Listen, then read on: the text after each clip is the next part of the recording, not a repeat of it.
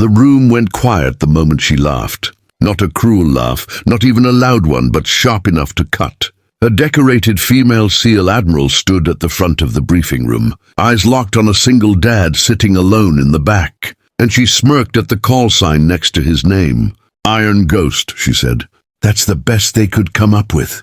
What she didn't know was that this name carried a truth so heavy, it would soon make her freeze where she stood, just like everyone else who kept the building running while she collected the credit. Before we continue this incredible story, if you believe in the power of kindness and love stories that remind us what really matters, please subscribe to Kindness True Stories.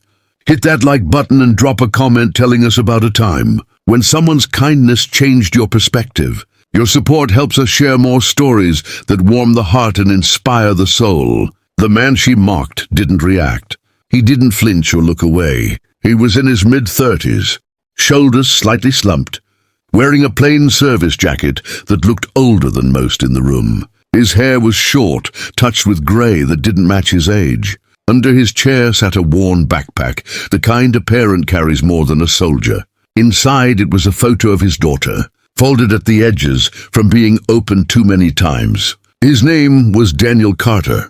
To most people, he was just another logistics specialist brought in to consult on a joint operation. To some, he was the single dad who always declined drinks, the guy who left early, or the one who never talked about his past. And to the Admiral, he was just a man with a ridiculous call sign. Names matter, the Admiral continued, pacing slowly. They're earned. They mean something. A few officers chuckled politely. Others stayed silent. Daniel kept his hands folded. He had learned long ago that silence was sometimes the kindest response, especially when you were tired. The meeting moved on, but something had shifted. The Admiral noticed it too. The room felt heavier. A senior chief cleared his throat but said nothing. A young lieutenant glanced at Daniel with curiosity instead of judgment. After the briefing, the Admiral stopped Daniel near the door. "No offense," she said casually, "but that call sign doesn't exactly inspire confidence." Daniel smiled gently. "None taken, ma'am." That calm threw her off. "Where did it come from?" Daniel hesitated. Then he answered honestly, "It was given to me by people who aren't here anymore." She nodded, distracted. "Well, reputation matters in this line of work." "So does kindness," he said quietly. She didn't respond. That evening, the base held a small gathering. The Admiral, whose name was Victoria Thorne, moved through the crowd with the practiced ease of command, accepting the deference as her due. Her eyes kept finding Daniel, who stood apart, sipping water near a window.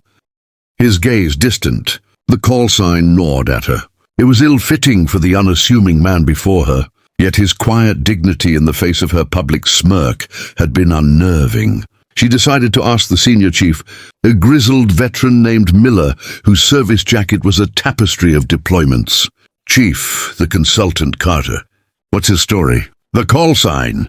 Chief Miller's genial expression sobered.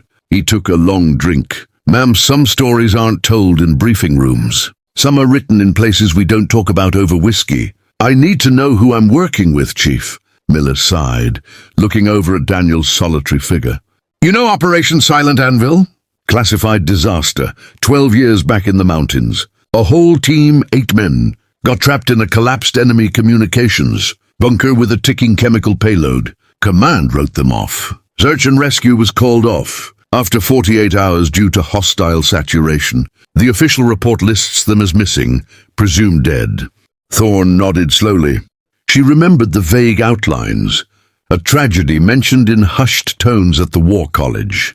What does that have to do with Carter?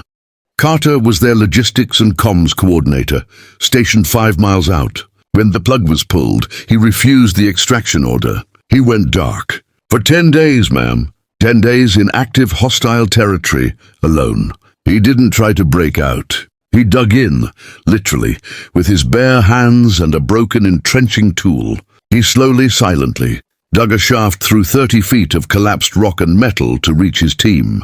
He found 4 alive in an air pocket, the others gone. He stabilized them, then single-handedly rigged a diversion, drew the enemy patrols away for a night, and led those 4 broken, men on a 6-day evasion through the mountains, back to an emergency rally point. He carried one the whole way after the man's legs gave out.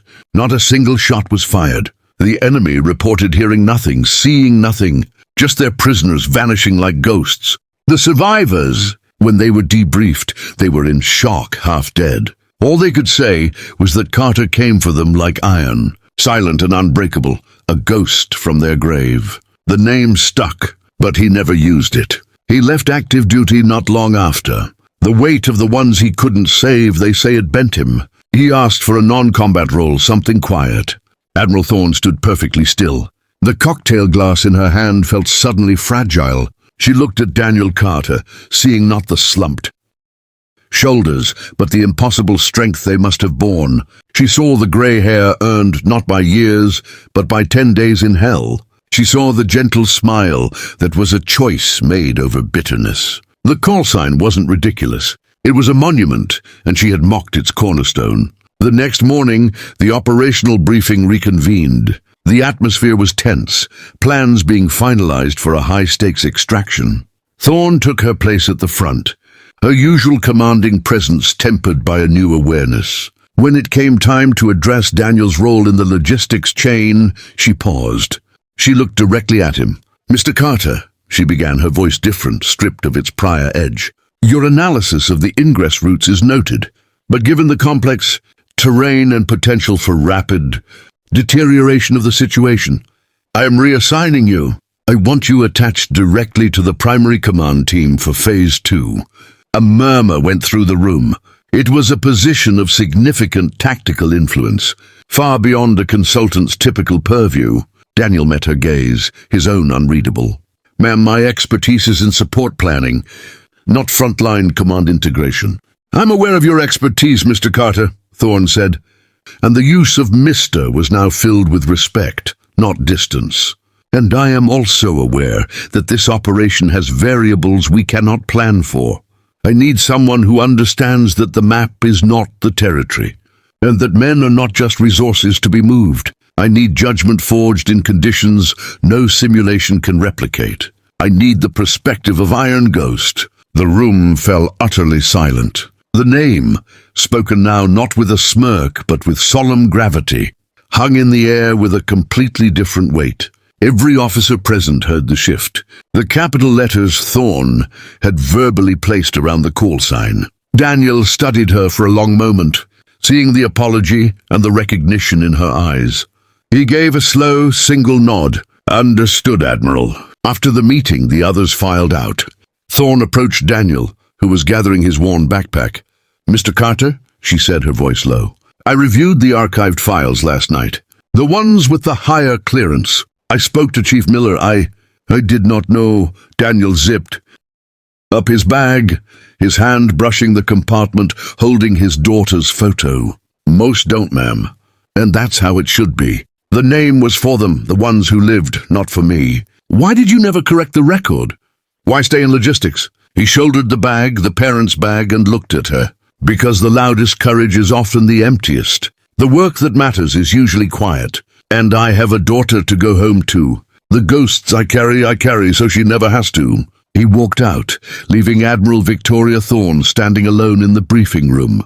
She finally understood. The call sign was not a boast of strength, but a testament of sacrifice. The iron was the unyielding will to endure for others. The ghost was the part of himself he had left buried in that mountain, and the silent, unseen burden he shouldered every day thereafter. She had seen a faded jacket and a quiet man. Now she saw the legend woven into the fabric of simple decency, a hero who measured his worth not in accolades, but in the peaceful futures of those he saved, and the single child who waited for him at home.